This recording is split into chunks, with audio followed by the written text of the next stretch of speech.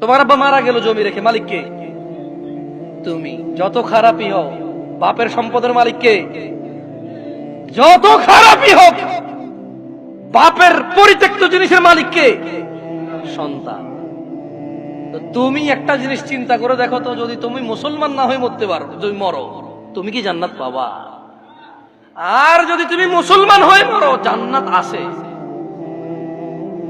মুসলমান হয়ে মরলে জান্নাত কি?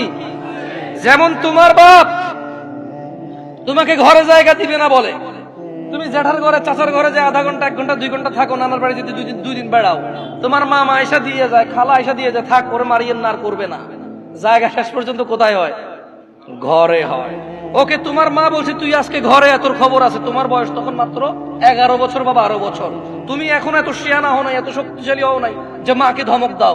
মাত্র তোমার বয়স 11-12 বছর। কোন একটা অন্যায় করেছো, তোমার মা বলছে তুই আজকে ঘরে আয়। তুমি কি করছো? এসার পর হয়ে গেছে, দোকানের সামনে ঘোরাঘুরি করতেছো। তোমার চাচা বলতেছে কিরে 8টা বাজে রাতে তুই আজকে এখনো ঘরে যাস নাই? চাচা বুঝতে পারছে আজকে খবর আছে, কিছু একটা করছো। 8টা-9টার পরে যায় দেখে যে তোমার মাই তোমারে খুঁজতেছে। এরকম হয় না?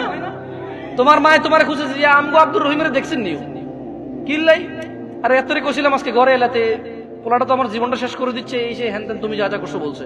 বলার পরে তোমার মা কিন্তু তোমার, যখন এখনকার কথা বলছি না, তোমার মা তোমাকে চেরাগ নিয়ে চেরাগের যোগে খুঁজছে, হারিকেন নিয়ে হারিকেনের যোগে খুঁজছে। এখন মোবাইলের ফ্ল্যাশ লাইট দিয়ে তোমাকে খোঁজে। তোমার মা খোঁজে না? দেখছো? তোমার মায়ের সন্তান তুমি, অন্যায় করছো বলছে ঘরে জায়গা দিবে না, 2টা শলা দিয়ে বাড়িও দিছে, কিন্তু আবার মাই রান্না করে খাওয়াইছে। আবার মাই ওই মায়ের দাগের মধ্যে মাই তেল মালিশ করে দিছে। মুসলমান হয়ে মরো ভাই।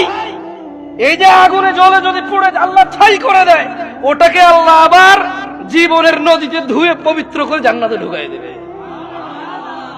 আল্লাহর হয়ে মরো, আল্লাহর হয়ে মরো। সালাত ছাড়া বিকল্প নাই।